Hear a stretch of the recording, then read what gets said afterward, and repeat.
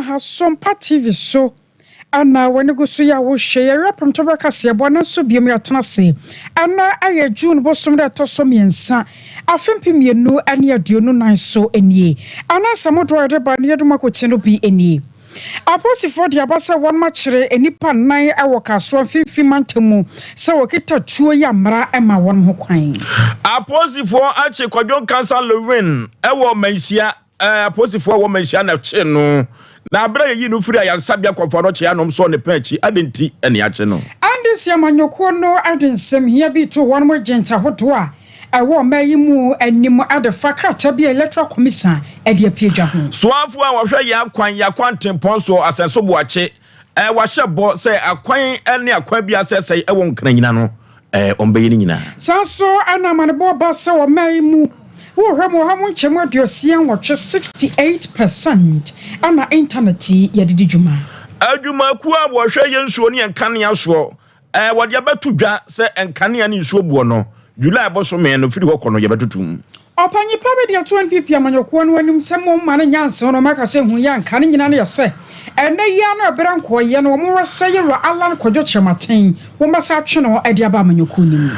edi twa ye tro ne transfer vote no wo mpeso beto aba so ame ha na ne yodi kwa santema pon transfer no ekoso na so ame mfidie no esesei adentia afofro bi ka ho ana yaboabo no a yada baba somo se area from Tobraka Siebo Mizo and 5G drink ye fast done be my 121st clinic where your sciatica expert 3 herbal center what the 3 core capsules cocoa master drono adiaba and a Dr. Bay and so I will turn so apatapa honomoa was a for yadi and brand one share and famount wo internet papa huni asem never to me a boamo jumedia who dear in other mudia and yana a cloud internet the fastest internet in the world area live Facebook on your Sompa 93.1 and on YouTube aya Sompa TV. So what pebin work and kind ya some for penina semunwa. What call www.sompaonline.com and something na da your creature at your kugu. And now some for Benu ya jetra and a draw every ye ayame. Akwasiya ajewa kwa dear boatin every mene. Oh say ya abwaji oforisu. And some no any. Ghana Police Service adwumako no ade atodwa atrose wonma kire ni pamien sabia enno Daniel so se wonm kita tuo ye mrama wonm kwan awo kaso aye mfimfi mantam emu na wonm te Honda CRV salon car ya na registration number IGX 2044-19 ya na ebe electoral commission wonm officer ewo ofanko na de ma aposifo kro tu sa na moyi ayasa na sentam mentama wase so NPP ni ndisi amanyoko no entamo ewo electoral commission akache ni nyina da efa transfer ya ekoso yi ahom ekwo wi akire no na ni paba sanai won ma prepare mu odin a ma me ha wakum sene ne ba ye frana sa atokum sin wono so epra data 37 aban ayar sabia enam saya so ama posifo ayasa wo ma hwe no ma de akire esansa sa ye voter transfer ni ade na se NPP ni NDC mura wonko ada no da nyina mba kontokwa momo man na somdua ye hia no yansa ntome nka de ne na won ma hyase no mo pese womo man na somdua to ape no emra batumi ene won mo dipa na twatwofo panye de ma NPP amanyoko no ewe woto senya east abato mposo so yoro Michael adi wono so mpaka sie akasai echechemu ene wapotia ekoso Nyame aduma so na me me last check and say na me dane there na a doctor say or respond to treatment or stable ba ko ya discharge no and ba ko no me nchena enya any briefing as I speak to you and anopa 4:30 to 5 and yenya nts line now masa for the transfer exercise no nti me ho ase bi abemu sense party for akosa line say omo twen ama abo 8 o'clock electoral commission ashedu jumedi na se na we na omokodru ho no no yes first come first serve nti say me beto a akonya na wote so no me ama beto no me di itiri na asomdwe ankoba nti ase ankoba esan se nipa na wodi ka aba no oti akonya ba akoso osi tre na won nten nyina ne nuane mo eteso ne nuane mo so wahia omoba more than 30 minutes abra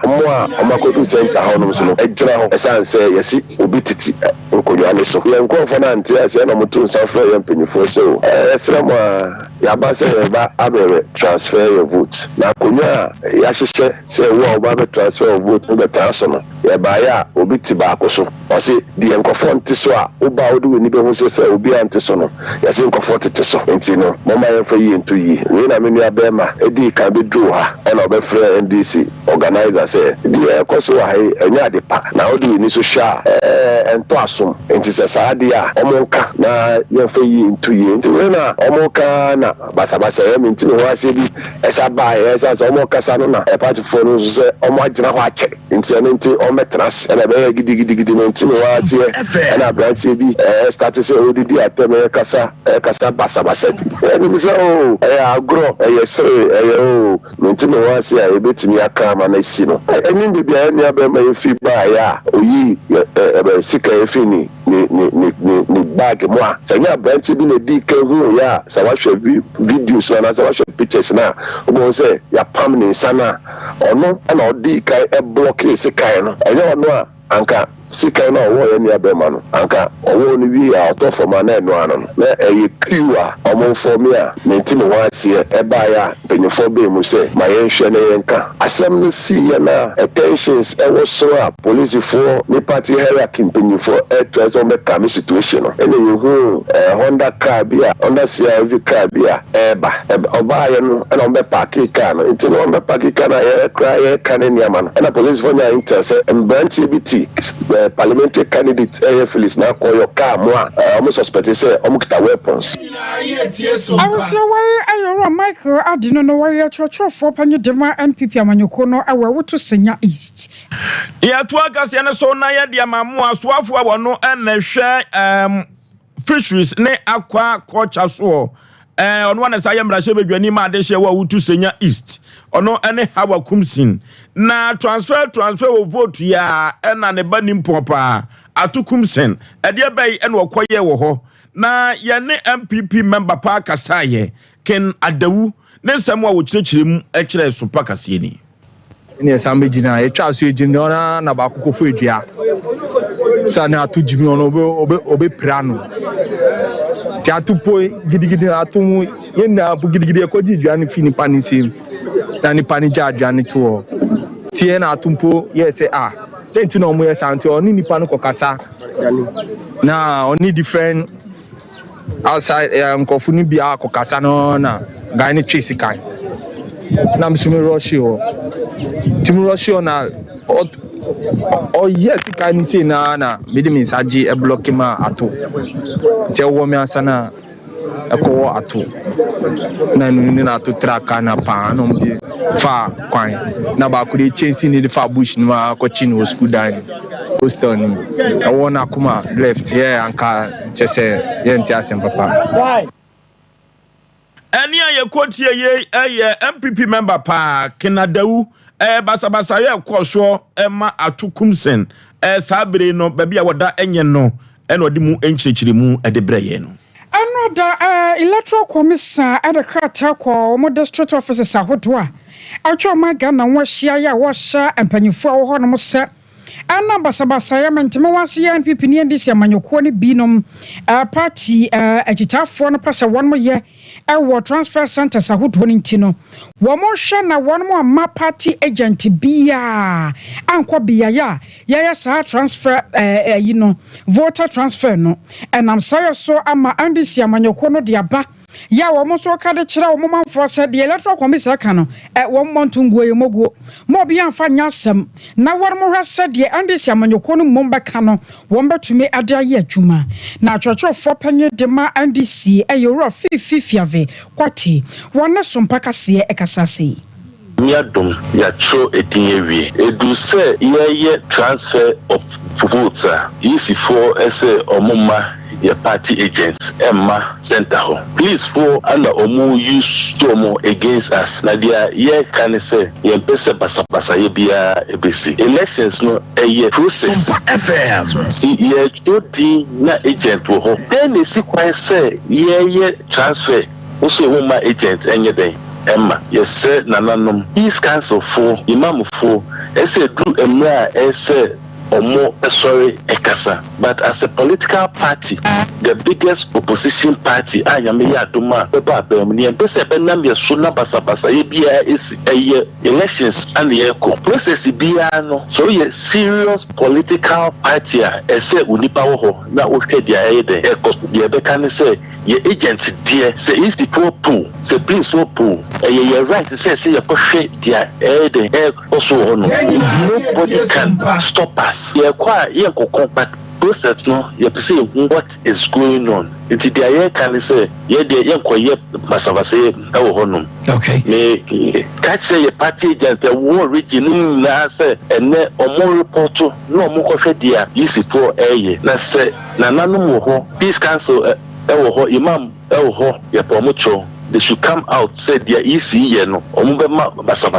we don't want that. But say, intimidating, no, their transfer, no, I am not going to allow. The young no areas we are, Nipania say, Nipano, it to up constituency. But you say, Oma started a bassett in Kofua, or Monte constituency or air coye. Strongholds, and that one we are not going to allow it. A BS new Edubiase, I am here to make commander now or war or intimidate your agents. Any your party a ma a war on Nananum, yes, sermon, peace council for yes, sermon, your best a best you yanka elections dear, and yet that year to Abano and a year elections a year processor would they FM and this one no a critical Emma NDC. You will say I don't pay easy for a issue. You be say Emma agency be enco. We are telling them say no or more aerodrome. We are going there as a political party.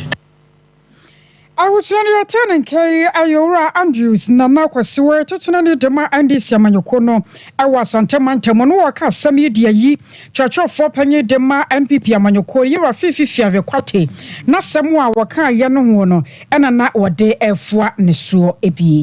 And Crabato, some Pacas, ya proso, voter transfer, no, I was swame. And they say, how kakra be koso. Now, how a koso no, amas abreno, edinchono and cock na ba e was swame. And I any one sabreno, when your papa say we transfer or move vote no, and they are come be sure no, at your train say, and what you want to move.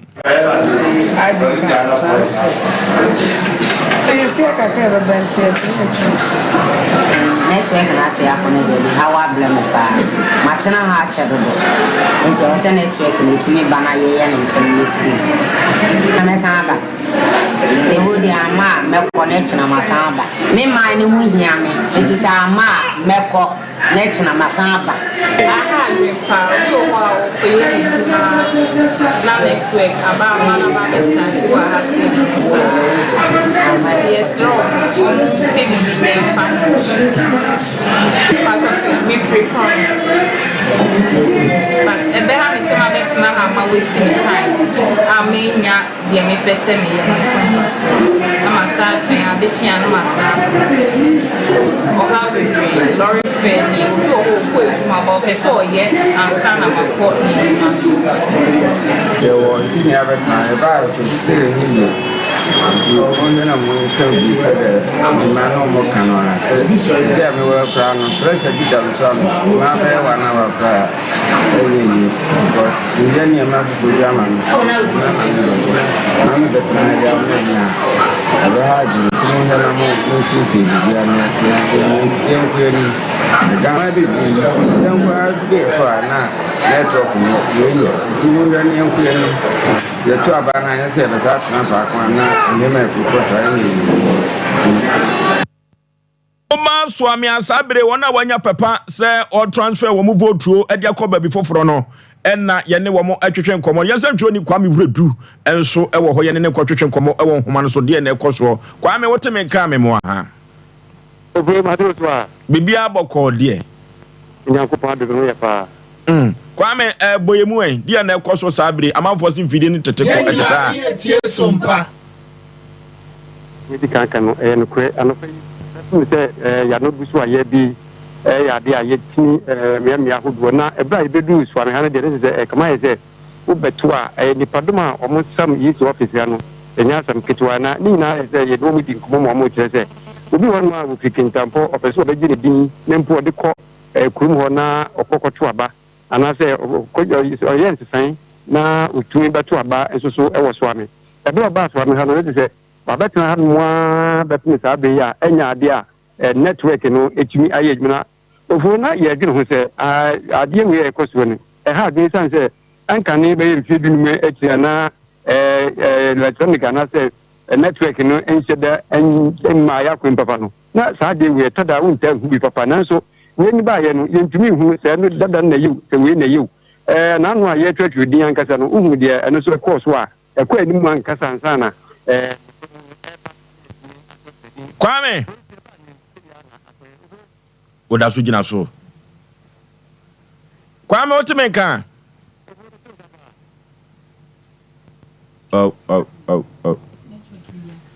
network ni bia ka Kwame phone no o say transfer no network ni nye ti Kwame phone no so network na ka no abefo kwa so no Kwame otimenka ofo metimka pa na ukoye no wo de wani busu sisi a enipa bese na why adwen se wo yi wo mu votu afiri so ame ofo ni person na me kanka mani a ebenye ba nipa ba aduasan kwa aduanan a omu nyina esam yi si office ha no a omu twen se network ni bitimi aye adwuma manka omu asesa owi wo no a wo be gene de e de akoba bi obi susu wo no a se de medi kan se obi wo fikintampo o se wo pese wo ba ha na obeto no de anka ne no obi su wo no a etse kunu ni nsie no ono no ne de afura no kama yɛ sɛ ayera nti oba bɛhwɛ sɛ nko bitumi ne nsa aka foforo bi a na no ayɛ twe no ɔkyɛ sɛ wanyam kwan na wasan bɛtena ha nti ɛno nso so ɛyɛ asɛm foforo a ɛnso wɔde aba ha me ka sɛ de America ka sɛ du baako ɛbɔ yɛ pɛ mu a yɛde ɛnenam wɔ mo so a bɛdu saa bɛ deɛ ɛnya ade a network na etumi aba ama nipa baako koraa no nsensan ho yɛtumi asesa mu ɛde ama no ɛwɔ ndwumadi a pɛ sɛ wɔdi yɛ yɛne birimu di nkɔmɔ no wote sɛ no mu sɛ ka mo kyerɛ sɛ sempo ene anya adwuma ekina kenken ombesan besan se omabato no omkokromoti ni ehia mu yie pa se omde be ye adwuma no omayi omampani a ebetumi abo wo mu nti ofo yedaso eno wo mu ntia ho ye hwese bi a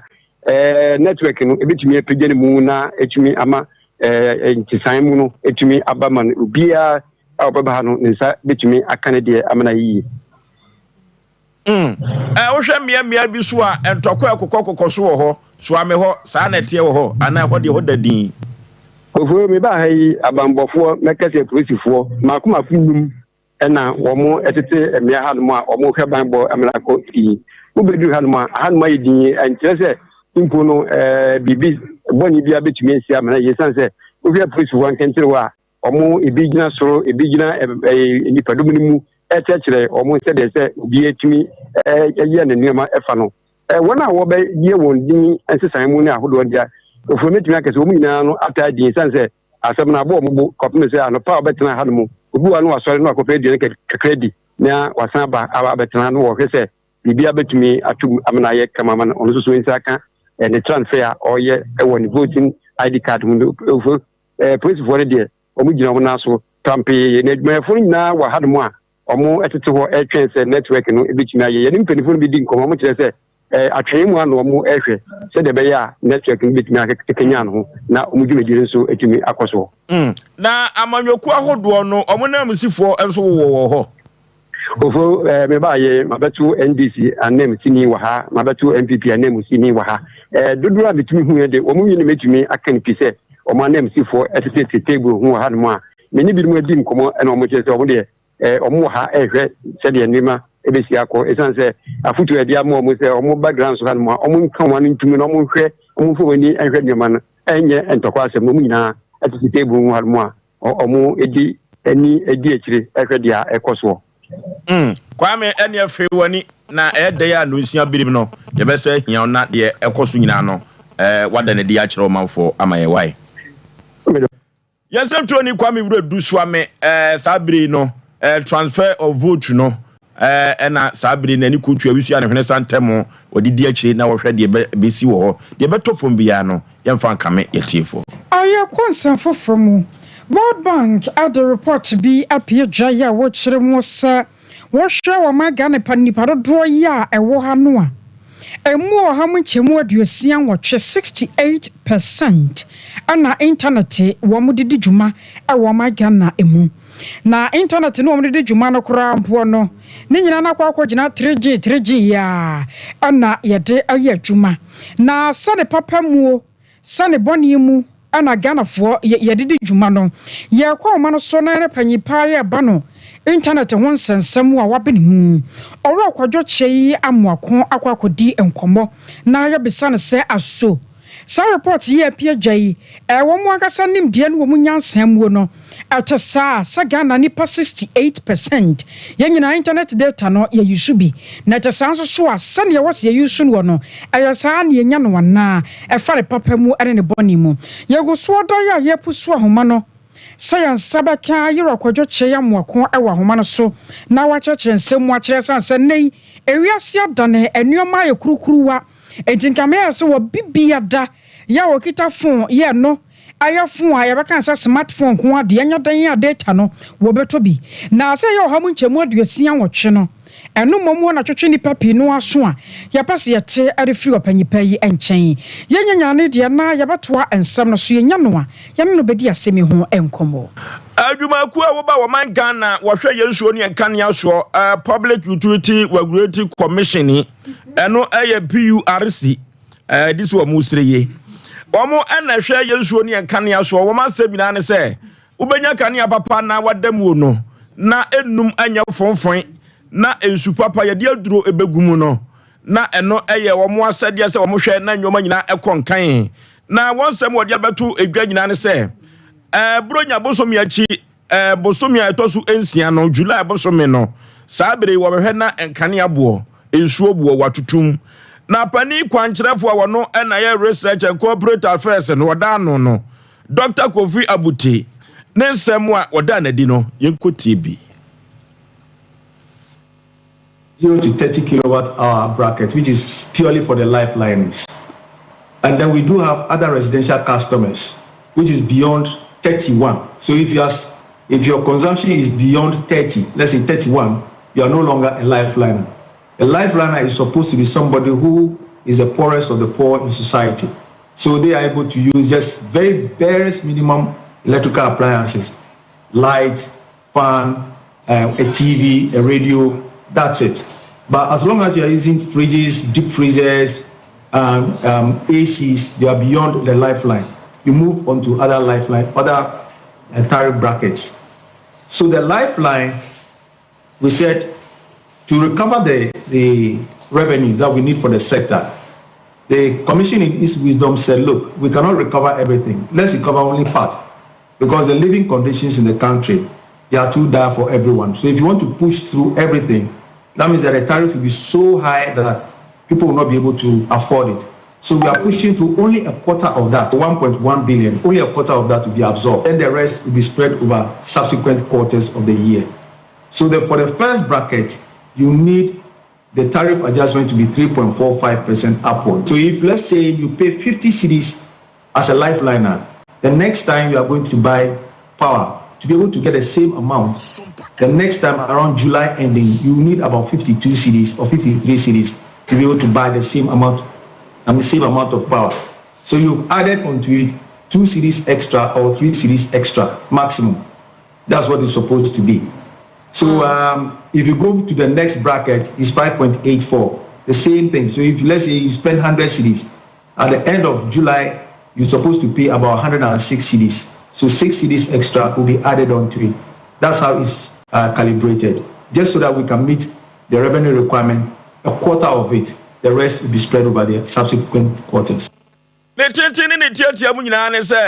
July bosome no enkania eni nsuobuo no ye baba betutum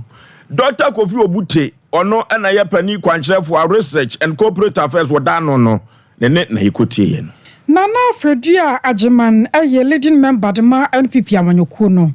wode foto amanyoko no a kyerɛsɛ wode wono ko ana dwene ne nyansam mu a seven period sampanyefo ka sam sɛ nyansani ba akofo tirim enti sɛ wo de yɛ adwuma anka betumi aboa pa ama amanyoko no anuoma tumi afa ne ntoma pa ade afra ne nyina no akɔ gyina sɛ ɛnɛ yi a NPP amanyoko no boaboa wo mo ho sɛ yɛbɛto aba sade ama wo mo biem no mabreki 8 no wo mo nka ho sɛ yɛra alan kɔdwo kyerɛmaten emra bi atwa mu no wo NPP amanyoko no mu no papa no wono nso so ene na monchen movement for change ya Ghana de hye binom edi na chipa na sɛ won ma fa nneoma ngu nsane ani na won ma hwese papa no ne kyina yi ada won ne beka sa wakokoam ama akoma atoyem na won ma sa twene de aba NPP amanyoko no mu a ahwa 2024 asam ebetumi afa won ma se ne nyina no akwa gina sɛ owura no won so kita dom a wode nam ye papa panti ama sodi aba beto NPP amanyoko no eso wose sa de we won kan tuatua nkofo asoboa wokɔ South Africa man mu anansa ye bisi saa enu nti na ama ni abere a wahya se ebo da wuro se bre ne nkosa enti NPP amanyoko no hyehyɛ wo nneoma yie wɔ kantanim na yɛra alan kɔdwo kyerɛmaten wo ma san so atwene de na bata amanyoko no a anka bɛboa ma breaking the 8 no wɔn matumi aduru hu pa ne sebia Zuma se Zuma nkrofo ni nyina de ntela medi kaptai omo mutuma Zuma no MK party no Zulus no so mo pa ne do so South Africa wa Zulu Natal hono na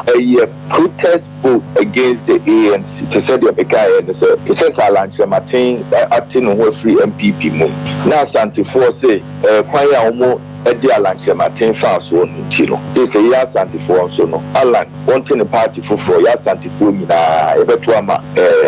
Alanche Martin party ni fi said there kwan ya MPP for the Alanche Martin fans won ya Santifo ya pe bibi sa pepe na Zuma di FM nti Zuma party no omu nyina ye ANC for said the bekai and say Alanche Martin Santifo nyina aka so omu ko Alan Kia yes omu nyina ye for eno ani say omu hwe kwan bia ala afaswa omu se dey say there yes ye be to akoye di bibi sa na esi was South Africa nti Zuma wanted to teach the ANC a lesson say me come ho a o party no ntimi nyina te say there na ye mo and he has proven a point nti I see more of say na Zuma no despite everything or a politician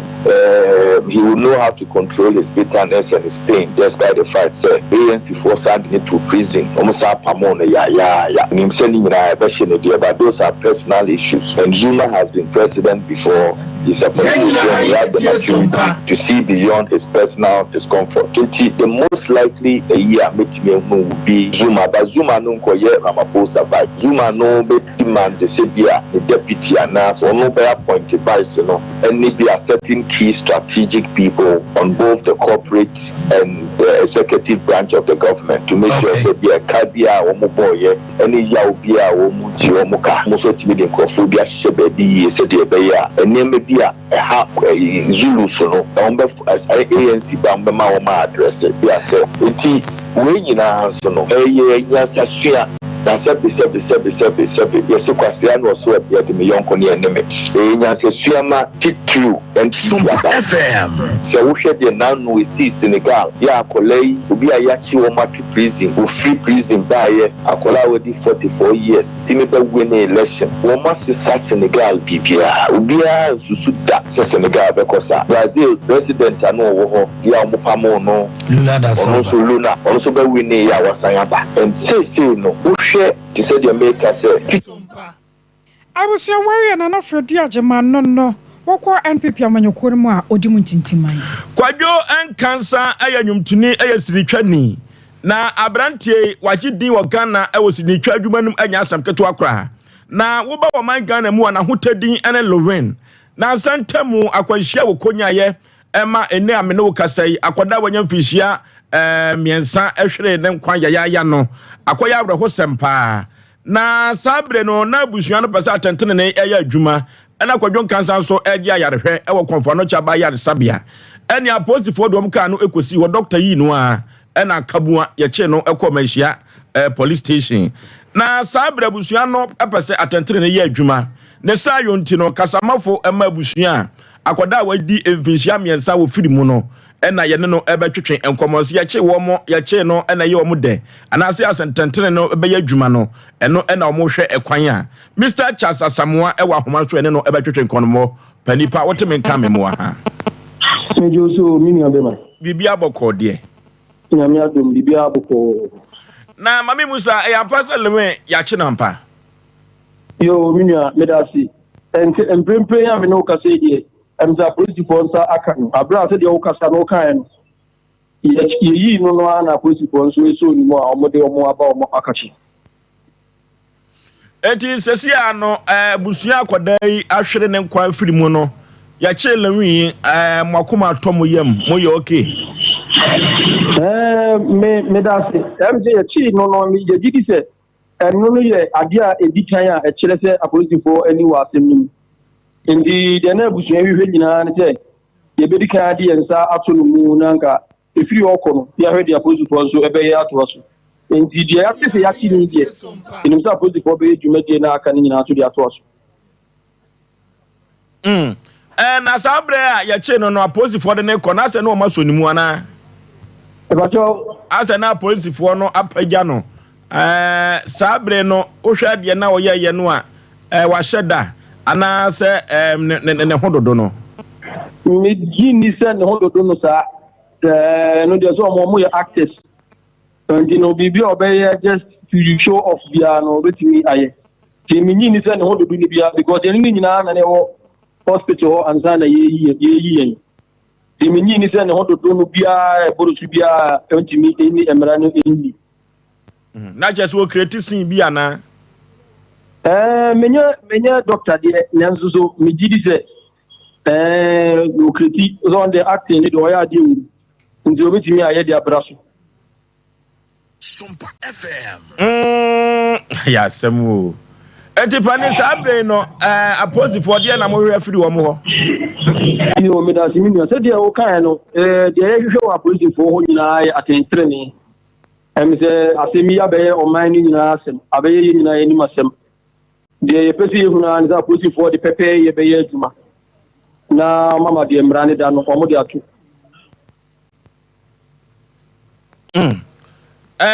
okay panipa ye be da se ewie ye be da se ewie me da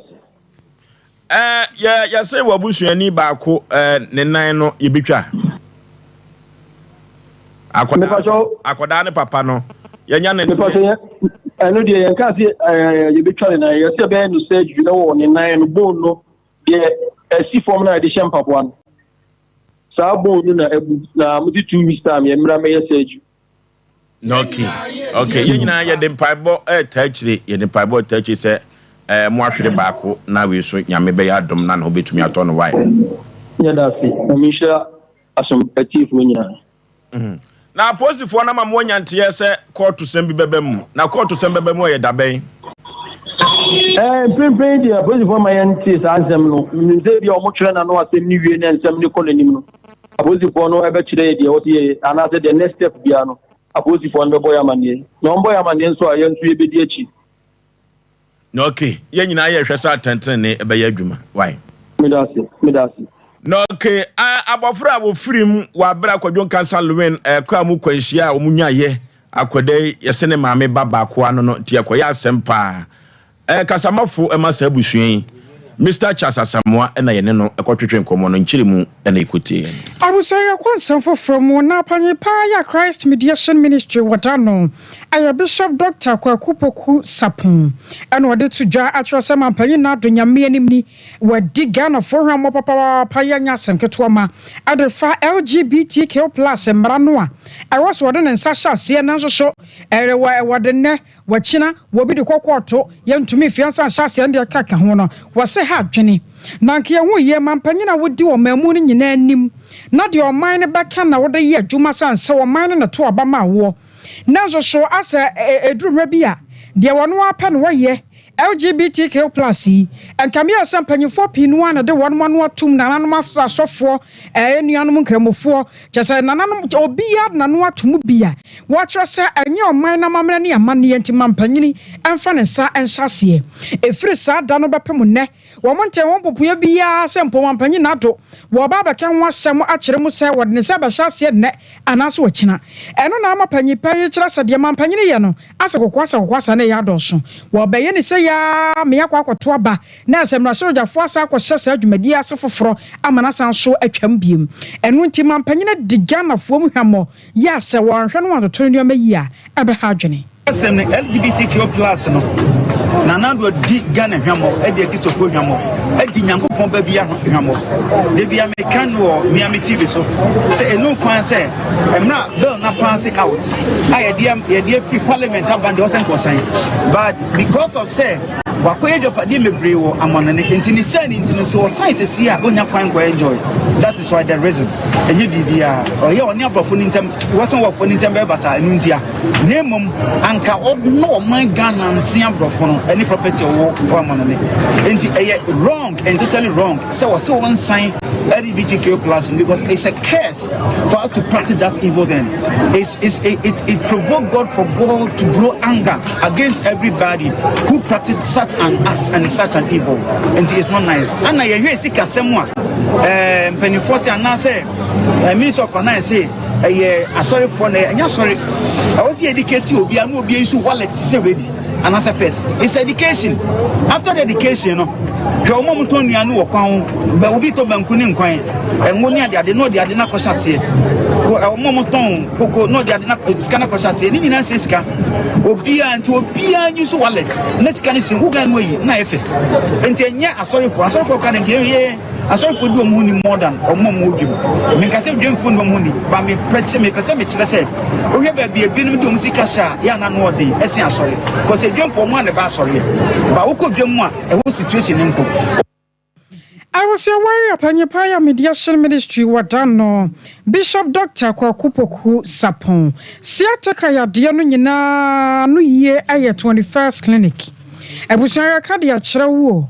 sa 21st clinic nkoa ana biaye a wokɔ wo siataka na won mo betu ase ade afiriwa ensama biem adokotafo no abensa wobesa massage wo ade aka ho enti yade no wa tete wo na hawo no obeyi de afiri wo mpomu aye omra no ni nyina ba firi wo akwa ma ho asanso ato hwano say branches ne doso aye 15 branches ne akiri Kumasi ya show overseas junction wo ben Alpha Radio wo bo ase wo kan so kote senkran do market sunya na nkran za tachiman 0540 311311 0540 311311 cloud internet nie was where the fastest internet in the world open internet papa the ebatumi aboa 24/7 ne gina so entete nkwanya hwea aya cloud wati Wi-Fi na wope ana CCTV camera bi ema install bi fama digital security locks web hosting bibia da ye fa no internet ho fakodan cloud wati wo top high one Love FM di hwani mu 0202 699 110 0202 699 110 Wokota no so apachapa new site a e wona Dr. Abe wo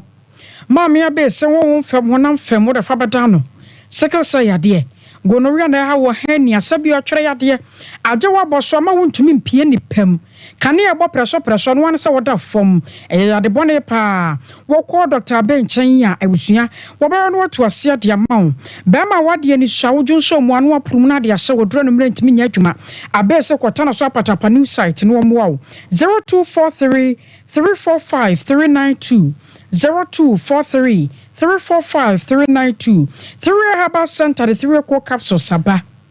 ayekoko master dro etumi sisi ade koko wayam tim no na ekọ ebegera kora de afiri won mo yensa mabiem wokọ dane Herbal Mr. Ba pidan kona keba ho nyina da woto bi fra 0546 107 107 0546 107 107 afemizu N5G anodi a wotobia atiapo ema hoden emu ose de no no ye o mango de ho ene o miss fruit nso ho emu bia ya wo paye woni je wo bia tabusua frampanyfo ne woni moni nkommo mba je so kama no abre obi 0246 270221 0246 270221 yanyina wreso ne yenton kraye ba pinu a ana ka chwere besoso 21st clinic yes sciatica expert sciatica no o nerves na wo to ase na fa wo siremu na fa wo nasia besi ase ho no se ho techema eno ene fa ne sciatica na etimi bubu o to ase ka wo se dwe wo sirem wo je ho ba bia enye na eno na 21st clinic ba ye adwuma pa wo mu yenti abaso bo ma gine wo Ghana ha ene amono ne enya asem ketewa Womuji international awards ahodo womuji local awards ahodo na anu nso na womu be the only sciatica research and treatment center in Africa bibrim ha no ebi ni baabi a gise 21st clinic nkoa womu de bibiduro ene besa o yare no masa de machine aka ho eya yare sabia yare bia wutimi de ko ne mama de ba ko a wo magidi womu pa no eye sciatica ena stroke nso de kwa diabetes ne hypertension ne ade ne ade Ghana ha baabi a womu ho 0540 311 311 0540 311 311 That's a 21st clinic. Woman is sciatica expert.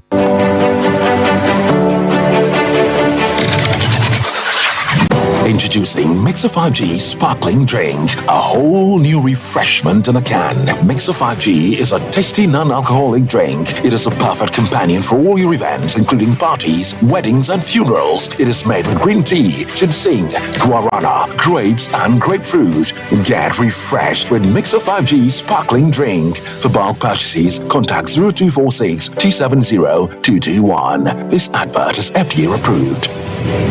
Brakasa ye duabon waso a ne dumedi wo nipedua biara pom den ene na brabo mu ne hie yi pa enye brakasa nko nuaba ne haban bi te se ko nsusu a abonwono ne dia akeka ho no kura enwanunu ahodo a ekọ animu yi ankasa brakasa ne sa nuaba yi binom ne akeka bobudi afa abefo kwan so a ye de aye brakasa powder siesi nipedua na abakwa ahodo no ho ban afrimpani yade ne yade ahodo pi ho fa enkodate de ma baako freduane anopa ne anwumre anafa enkodate de ma baako woni nsuhie yeti anopa ne anwumre wobra wodidi awie ubenya prekese powder to Kingswalk Herbal ne Heroes Herbal Accra OKC Drug Lane Dani Herbal Kumasi Mensa Takrade Mose Pharmacy ne Greenlight Pharmacy Sunwane Kashenkari Supermarket Asantwa Herbal ne Bibidro Depot Techiman Sewa Herbal Mampong etufo mfre 0550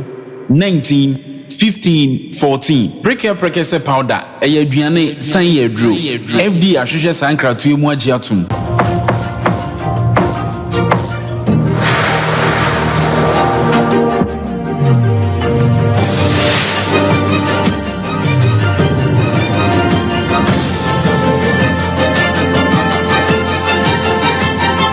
Sompa TV Emma Aketiapa. Ya mama kwa ba eba Sompa TV so ya to akase ne so na ye dia mamo emra che badwani ma adehia ewo bantuma abato mpasua so oremunyamfo asenso boache wono a ena breko na wo soafo wo hwe ya kwan ne akwante ponso na na probo ewo Ghana mam ha no fiti ase wo pupuni mantem krompom enkran na ni kotu awisi ane hwene santem dwumadie ni akwan ahodo pinu asese nyina no okokohwe wahye Ghana fo bo so mapani na adoda kwa akufo ado ene na aban wo mayo madwene se ekwa bia asese wo pupuni mantem krompom enkran ombeye ni nyina da ansa na yatoaba na empo ekwan bia asese wo man Ghana mu no omobeye se de beya omanfo dodo no abenyu omumu gidie na break the 8 no ebetumi akoso orumonyafo asase boache inkuti no amishashe eba pro Greater Accra na mishashe free English amanfom constituency the can cover be a Toba Junction enam sun winning activities ne other illegal activities inti issue to an edi anua begu ye drains ni mu ama e drains no so ntimi fa issue ne nko ne so de nyina akota kwan no nti no basa issue to bia na sare ya honya na flood nti na ekohwe ne hu se ade se 2-3 ministries eshia ne permanent solution to the problem. Into my proposal, say me name other colleague ministers, Minister for Works and Housing, Minister for Lands and Natural Resources, and even local government minister. Naki yina ebe share near technical office. No more about site aberhe. Ko bebi wo ha see it me due nua ma ebe prevent siltation. Na bebi won so see ye drains, storm drains. and then at the hit local drains, which is the normal road drains by the roadside now. So the bay and we are in Sutan, say, that's the proposal. My Mijiri say, it is an amona, ever boapa. If you want my call, Botiano English amount from so other road project, road conditions now, what I baby Brasaya are buying every 200 more. Or how are that Ghana for so Cassiapa and a quite pia, a woman, and yet. Enu mu na aswafo wo hwe yakwan temposo aseso boache na pro bo call Ghana mam ha no enkran wo fiti ase no na asem a woka nyina ne se ene gata ne nyina mo ye gata wi so ye de kota tuntum begu so eno na be ma Ghana fo anya usurukokuru amanyoko no mu gidie na breed 8 no ebetumi akoso swafo ene ekuti no And this Yamanyoko Nemo Awa Pro West Abaton Peso so Buno East Mantamua. Why up on dear Antina Juma dear our Honomoya, Eba Buama sum Jima Patumia him na fear batono. Among phone but me Tia Sana Monoso na NDC Edin Kunimo Awa Honum. And I'm so I'm a penipaya or so become a shiver of fear. Adiama and this Yamanyoko na this year. Awa Pro West Abaton Peso so your monya for Emmanuel Kofi Intikuni. One Sompaka Sia Edin Komo Achechirimu, but I am not touchra a map on Dentinity one way. We had a major problem, as you see, Ghana office now, employment issue. Now, you were from Mahama, Adoroma, what a very innovative idea about I better solve that problem. A 24-hour economy. And it was more youth than you my my conference here. Okay, my conference here as well. Population now, youth no any dominating. Employment is one of the biggest issues. Minimum say mafa. You are the Mahama so abaye. We are the floor. The bewa omu person musu aduma. Again, you are the Mahama was say National Youth Apprenticeship Program for the back. And it just say, and not no more musu aduma no. Or be at the more. A big challenge, sir. Obi bet maniska. I just say, for the madam, and I said the master. No, she had to ma. Over the Mahama or say, or Baba Boa, let those things no craft masters no, and I'll be on the boom. I do a person who Usiano, Obicha Honka. Craft man no, and I said master no, Obicha Suka. And see, what's how no, a big problem, I will consensus into a bar. And so Baba Boa and Mebono, now your whole phone so why then I how more. Now, make that be a make say. Consensus you have every youth person science when you know science. And watching the Bono East Regional this youth organizer, Ora Samale Abdullahi, one also Kasai. Yeah, a simulation exercise. Yeah. Yabi Kenya mabunu na omo abasi man ne nkuru na ahia nyina na ye bota ye baako a ye be sai hihye so ye be sai hihye be to kwa mo ne sai ye papa ye be fa so a ye be mobilize youth no 2024 abato na ye kono e youth centered ihwe the economy ni kono ane omo bread do na in this current hardship no e ye mabunu no. And to say, Mabono na a fallen victim of casualties now, you're from war economy anymore. And I know they say, young Mabunu, that's what I do now. Where you do my day, I pay Uncle say destiny. Our friend is party, Mabono, one of so Kasai. Yanka Mama, ba Abuno Mayu, Abuaya, Mama, and then not about mine. Your new school, young must send the from. Yanka said, right, another soon Kabrisu. And so, and now Mama Daroma, Yana light, Yana street guy, it's senior high. First now you have said, now you not free, Yamra, Nam said a control, and Yamma, Yamaya. And you're depending on a bit to put up and a book of control to go school. Now, Mahama Daroma, or that has said, and this Yana. Senior higher will be at you. I'm a young here. But I didn't tell many of them, and this year, Papa, NDC ni man ka ekuro mu abrosan ni ana na mu abrosan NDC so bia fa na onjo NDC so tere na mu because of the mama ni na binti that's all na bo obedi adia ye kwan no wanye maye kwan na hia ye titiri Awusia NDC mabru ni bia ewo pro west abato mpeso so na yete wo mu ni ye gina we so na den sam no wasi asada akodia ma Koko Veronica Jando akosua somwa ya Grace Buzi yadamu nyina mu aseda mu ase oro asante ebo Benedict na se mu demaye akosua ajewa kwade ebo atini medi mene o se ya abuaje oforisu.